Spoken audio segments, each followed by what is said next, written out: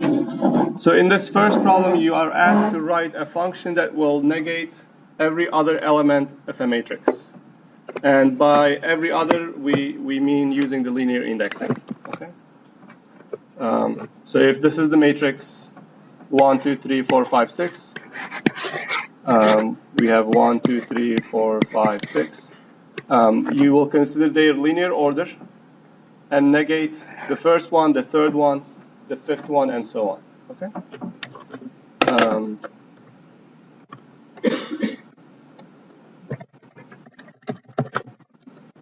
Negate every other.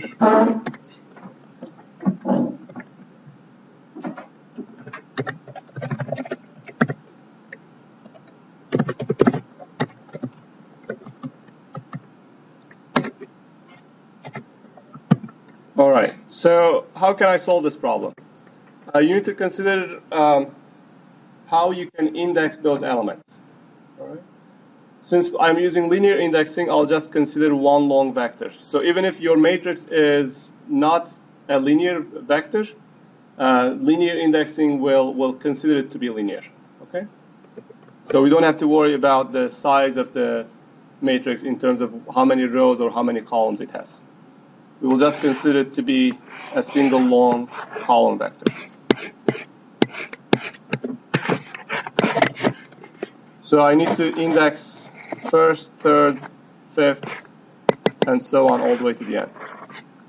So let's list the indices that I'm generating. 1, 3, 5, 7. Okay. So I need to create a vector that includes these numbers. And I have two ways of doing that. The colon operator is easier than using the linspace because I know the step size here. So I will just say 1, colon, 2, colon, the number of elements in the matrix, in the vector, numel x. Okay. So this expression will give me these numbers. Once I have the numbers that I can use for indexing, I will then use them to index x. So this will refer to these locations in the vector. Okay. Now I need to multiply them with -1 and then store them back into the same locations. So multiplied by -1 will be a new vector that includes every other element multiplied by -1. Okay? And then you will store this back in the same locations. So you need on the left-hand side of your equal sign the same expression, okay? So you will say x1 colon 2 colon numel x equals to this expression over here. Now I can do some simplifications in this expression. When you are indexing, you can replace the number of elements of x with just END keyword. Okay? MATLAB will replace that with the number of elements. It's just shorter to write END, and this should solve the problem in this exercise. 1, 2, all the way to the end equals 1, 2, all the way to the end multiplied by -1. Okay. All right. A common mistake when solving this problem is to, I'll just return x for ease, is to say x equals the expression on the right. Okay. So why is this a mistake?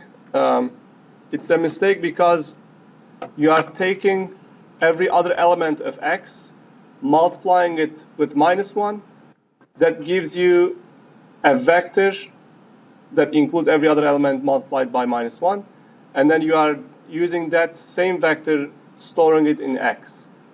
In effect, you are losing the elements that you did not multiply with -1. Okay? So you don't want to just replace the entire x, you only want to replace the contents of every other element. That's why you need the same expression on the left and on the right. Let's run these examples. Negate every other. So you get the answer. And you again get the answer. Okay? Any questions? Okay, let's move on to the next problem. I'm going to have you work on this, and then we'll come back to it. Okay? So in this problem, you are asked to write a transpose function using these additional functions. So it's possible to transpose a matrix using a combination of one or more of these functions, and this problem is asking you to do that. Okay? I'll have you work on this exercise, and if you solve it, let me know. So in the split vector, we are going to take a vector and return two outputs, meaning two variables, that contain the first and second halves of the vector. If the vector has an odd number of elements, the first half will include the middle element. Okay?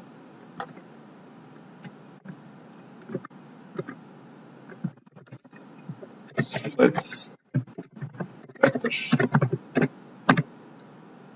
Again, you need to consider which indexing vector you need to generate. So we have a vector like this. We need to find the middle point. Okay, so we need to find the position of the middle element in the vector. Let's say we have n elements. The middle point will be n divided by 2. All right. And this number will be an integer if you have an even number of elements. It'll be a 0.5 number if you have an odd number of elements. Okay. So you need to consider both cases. Let's say we have 3 elements. Then this second item would be, so this is 1, 2. We want to go from 3 divided by 2, so that's 1.5. If you take the ceiling of this, it'll always give you an integer. So it'll always give you this middle point. If you have 4 elements, the middle point will consider it to be this one. So I'm defining the middle element to be the last element that I will include in the left half of the vector. Okay. So again, 4 divided by 2 is 2, but taking the ceiling does not hurt because we want to have a single expression that will work for both odd and even number of elements. You will again get number 2, which gives you the correct position. Okay, so let's write the MATLAB code corresponding to this. The question is asking you to return 2 variables. So let's return A and B. And it's taking a single vector x. Let's find the index of the middle element. So that's, let's call it middle index equals number of elements of x divided by, and you take the ceiling of that. Okay. So once you find the middle element, that is the last element of the left hand of A, the matrix that's on the left half. Then we will again use indexing and say A equals x1 all the way to that element. Okay. And then the other half is going to be 1 plus that middle element all the way to the end. Okay. So I have my vector x. I identify the middle element, whatever it is. So this expression gives me that. And I give it a name, store it in a variable. And then I take 1 all the way to that middle element, store it in A. And that element plus 1 all the way to the end and store it in B. Okay? All right. Next exercise. This is related to element-wise division. You are asked, you are given systolic and diastolic blood pressures and the glucose levels. I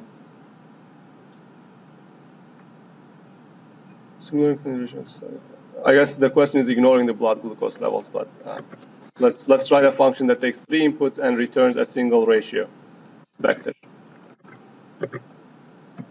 Edit blood pressure ratio.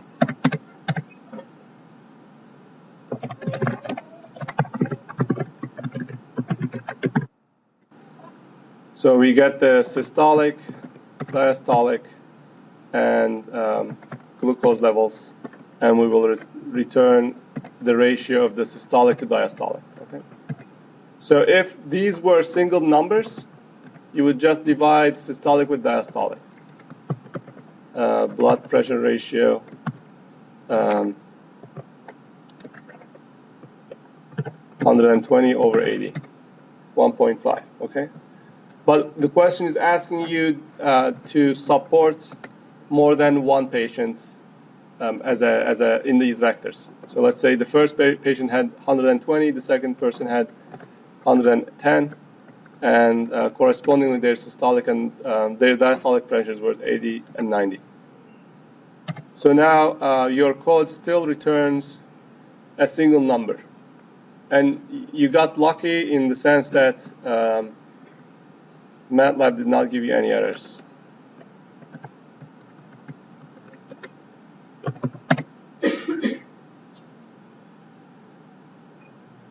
Because the division is valid when you have the same number of elements. Okay.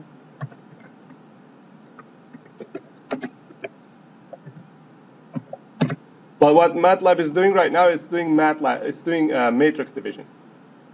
It's considering these two vectors as matrices and performing matrix division. What you would like to obtain is 120 divided by 80, and that'll be your first element in your resulting ratio vector. And then 110 divided by 90, and that'll be the second element. So we want to perform element-wise operations.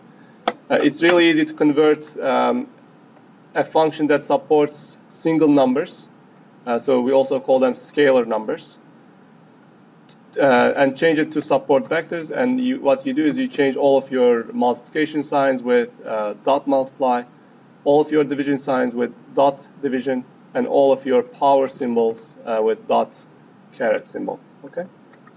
So those are the changes that you need to make to be able to operate on vectors instead of just scalar numbers. Okay, so now when you call this function with vector inputs, you get a ratio that has the same size as your input vectors. All right, any questions? Okay, so I'm going to keep this up for a few minutes, and when you solve it, raise your hand. And we will send me your solution in the email. We can show it in class. Let me pause this. Okay. So let me go over each of these functions and explain what they do. If I have a matrix A, flip left right. Okay. Flip left right A will take your matrix and flip it such that the first column becomes the last column, the second column becomes the second from the last column, and so on. Okay, so you take the mirror image along the column axis.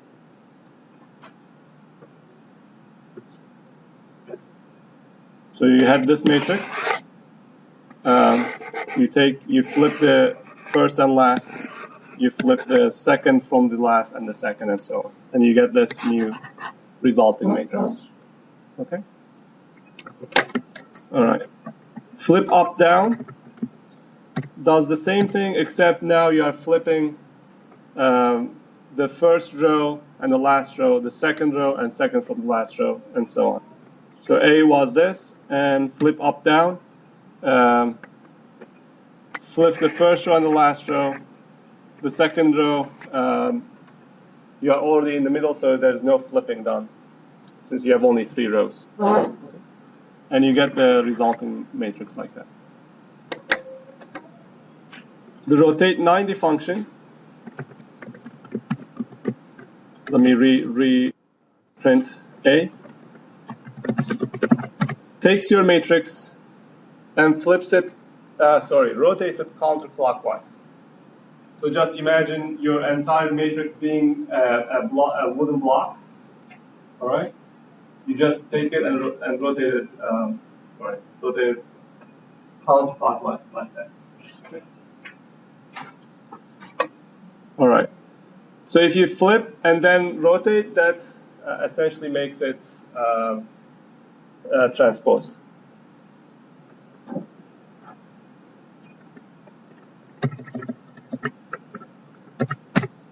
Okay.